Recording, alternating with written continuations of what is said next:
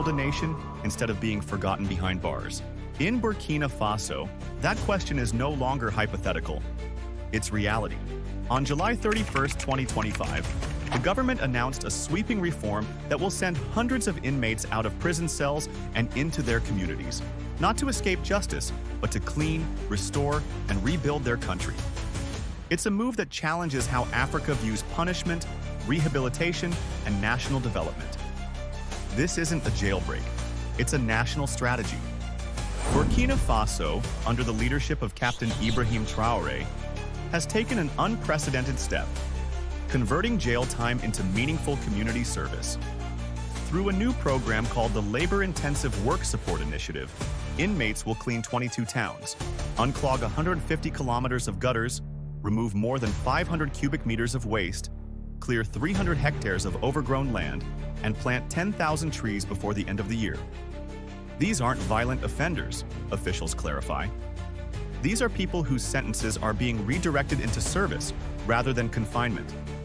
Because, as Traoré argues, prison without purpose only breeds more crime. The program reflects Traoré's deep frustration with Africa's colonial-era prison system. In a past interview, he challenged the very concept of modern incarceration. Did Africa have prisons before colonization? No. We had our own systems. If we cannot find those systems today, then we must create new ones. Systems built for our people, not borrowed from Europe. Those words now carry weight. Burkina Faso's reform does more than reduce overcrowded prisons. It reimagines justice itself.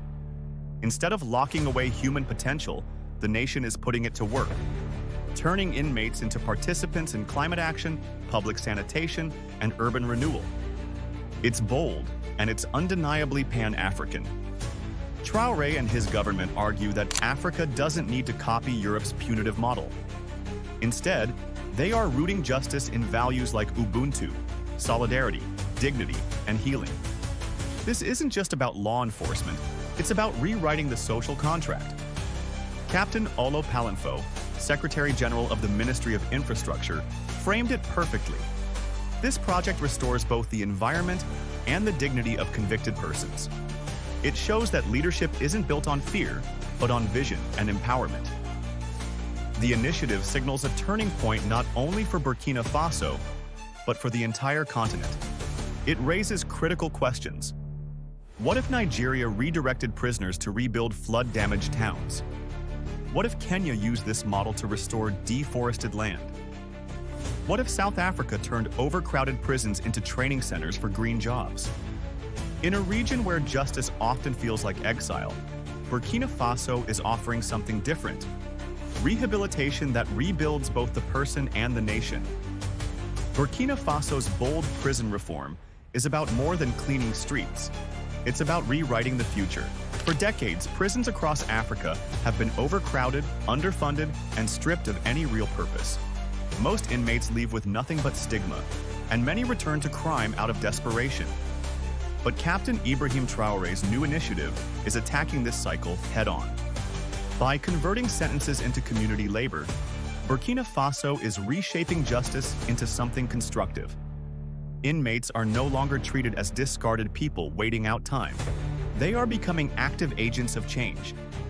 As of August 2025, prisoners are clearing waste from city centers, planting thousands of trees, and transforming neglected spaces into clean, usable areas.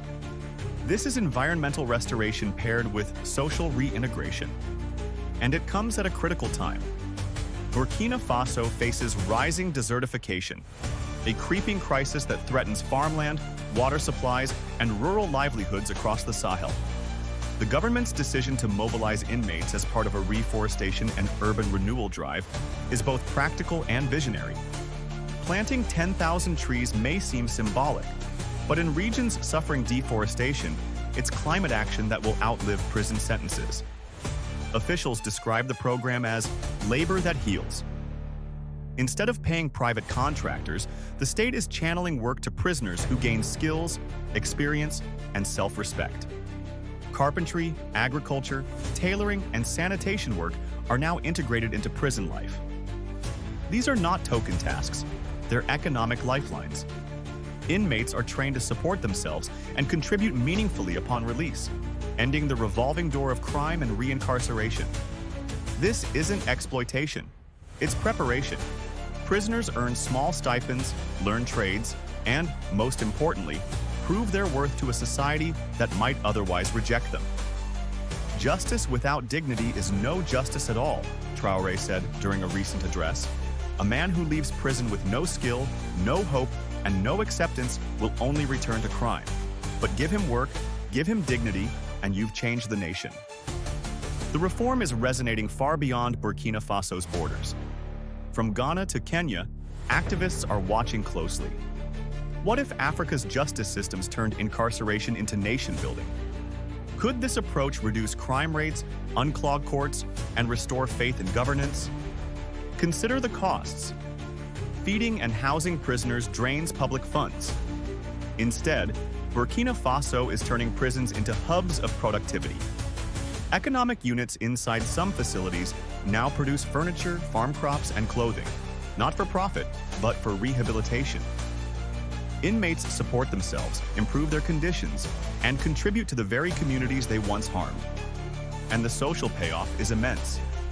By addressing crime at its roots, poverty, joblessness, and social alienation, this reform could do what conventional policing rarely achieves: prevent repeat offenses before they happen. In Part 3, we'll examine how this shift could redefine justice across Africa, the cultural values driving it, and why critics say this model might be the most African solution to an old colonial problem. Burkina Faso's prison reform isn't just an internal policy shift. It's a blueprint for how Africa can reclaim justice on its own terms. For too long, the continent has inherited systems designed to punish rather than rehabilitate. Systems that fracture families, waste human potential, and mirror colonial models that never fit African realities. But this initiative, led by Captain Ibrahim Traoré, is sending a bold message: justice can build, not break. What sets this program apart is its alignment with African values: Ubuntu, solidarity, restoration, and community. Instead of treating prisoners as burdens, Burkina Faso is positioning them as contributors. This is more than symbolic. It's practical Pan-Africanism in action, merging justice, environmental healing, and economic empowerment into a single, unified vision. The results speak for themselves. Across 22 towns, inmates are cleaning streets, clearing clogged drainage systems, planting trees, and revitalizing neighborhoods once neglected. These efforts don't just beautify cities, they address deep-rooted issues like sanitation, climate threats, and civic neglect. In a region facing environmental crises, this fusion of justice and climate action is powerful. And it's working. Prisoners leave with trades like carpentry, farming, and tailoring, skills that rebuild self-worth and reduce reoffending. They return to society not as outcasts, but as skilled workers ready to contribute. This is the heart of Burkina Faso's approach. Break the cycle, equip people with dignity, and invest in human potential rather than locking it away. Critics have asked, could this model scale beyond Burkina Faso? Advocates say yes, and they point to countries like Ghana, Kenya, and Nigeria, where overcrowded prisons drain resources and fail to rehabilitate. What if those nations redirected inmates to rebuild flood-hit communities, restore farmlands, or even teach literacy programs in rural areas? This reform is also shaking up the conversation about climate justice. Planting 10,000 trees isn't just beautification, it's survival for the Sahel. As drought and desertification threaten food security, mobilizing prisoners as climate warriors offers a glimpse of how justice can serve both people and the planet. Ultimately, Burkina Faso's experiment reminds us that progress doesn't always come from copying Western models. Sometimes it comes from reimagining old systems through African eyes, rooted in the belief that even those who stumble still matter. Traoré's vision challenges us to see prisons not as dead ends, but as places where lives can be redirected. This is leadership driven by vision, not fear. It's a reminder that nation building is not about discarding the broken. It's about repairing them and, in turn, repairing society itself. Now it's over to you. What do you think? Should more African nations adopt this model? Could it work in your country? Drop your thoughts in the comments, support this work by liking the video, and don't forget to subscribe to the channel so you never miss these updates. Together, let's keep this conversation alive.